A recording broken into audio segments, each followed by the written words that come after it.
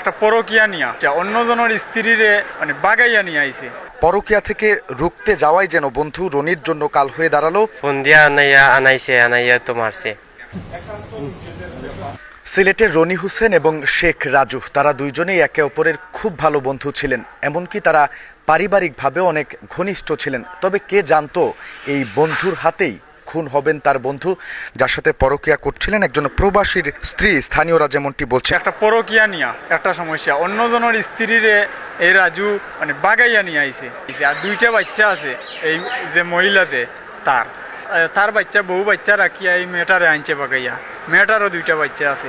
রনি হোসেন তারই বন্ধু শেখ রাজুকে পরকিয়ার থেকে রুখতে চাচ্ছিলেন তিনি। রাজু হোসেন একটি পরকীয়ায় লিপ্ত ছিল, এরকম একটি বেপথে যাচ্ছিলেন সেই বন্ধু, এবং সেখান থেকে ফিরিয়ে আনার জন্যই রনি হোসেন তিনি চেষ্টা করে যাচ্ছিলেন, এবং সেটি নিয়ে তিনি ফেসবুকে একাধিক স্ট্যাটাস দেন, বন্ধুকে বোঝান, তারপরেও কোনো কাজ হচ্ছিল না। তবে সেই পরকীয়া থেকে রুখতে যাওয়াই যেন বন্ধু রনির জন্য কাল হয়ে দাঁড়ালো। ফোন দিয়া আনাইয়া তো মারছে।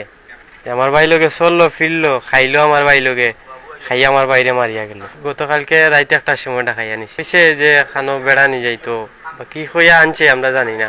তান বউয়ে যে কইছে, বউয়ে দেখছে যে ডাকে কি আনছে বা ফোনও দিছে ডাকি আনছে গিয়া নিয়ে, তারপরে অস্তিল পরে উনা যায় যে মারিয়া গেছে। ফেসবুকে এই রাজুয়ে ভিডিও দিছে যে আমি প্রবাসে যাওয়া থেকে আমার জেলে যাওয়া ফরজ।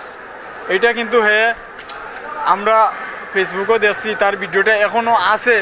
রনি হোসেন তিনি ফেসবুকে স্ট্যাটাস দিয়ে সেই বিষয়টি তিনি তার বন্ধুকে ইঙ্গিত করেন, এবং তার বন্ধুর কিছু ছবিও তিনি ফেসবুকে পোস্ট করেন তাদের ঘনিষ্ঠ মুহূর্তের, অর্থাৎ তার বন্ধু শেখ রাজু যার সাথে পরকীয়া করছিলেন একজন প্রবাসীর স্ত্রী, স্থানীয়রা যেমনটি বলছেন, সেটি তিনি ফেসবুকে প্রকাশ্যে আনলে রাগের মাথায় বা তার প্রতি ক্রোধান্বিত হয়ে সে এক পর্যায়ে তাকে ডেকে এনে প্রকাশ্যে ছুরিকাঘাতে গতকাল রাত্রে তাকে নির্মমভাবে খুন করেছে। আমি আমুরাত আসলাম, আমার একজন মামা ফোন দিছেন, রনিরে চাক্কু দিয়া রাজুয়ে ফাড়াইয়া 2-3টা ছেলে উলে লইয়া ইয়া ফালাইয়া গেছে। তারপর আমি আইছি, আমি আমার একটা খালার ঘরে বাই আসছিল গাড়ি, টান গাড়ি লিয়া আমরা 4-5 জন মানুষ আইছি। আইয়া পাইছি যে এইখানে মোটামুটি আমার ভাই, আমরা রাস্তাতে ওর পাইছি আমার ভাই মারা গেছে। তার বন্ধুকে ডেকে এনে গোলাপগঞ্জে গতকাল রাত্রে নির্মমভাবে ছুরিকাঘাত করে খুন করে, এবং এই ঘটনার পরপরই স্থানীয়রা তার বন্ধু অর্থাৎ রনি হোসেনকে উদ্ধার করে Sylhet MAG Osmani medical college হাসপাতালে নিয়ে আসেন, এবং তারপরই কর্তব্যরত চিকিৎসক তাকে মৃত ঘোষণা করেন। এবং শেখ রনি হোসেন যিনি মারা গেছেন তিনি যুবদলের সক্রিয় কর্মী ছিলেন, এবং শেখ রাজু তিনি সাবেক ছাত্রদল নেতা। তারা দুইজনই বিএনপির এই অঙ্গ সহযোগী সংগঠনের রাজনীতির সাথে জড়িত ছিলেন। এই মৃত্যুর ঘটনায় ইতিমধ্যেই সিলেট এবং গোলাপগঞ্জে শোকের ছায়া নেমে এসেছে। আত্মীয় স্বজনদের সাথে আমরা কথা বলেছি, তারা এমন ঘটনায় পুরোপুরি হতবাক।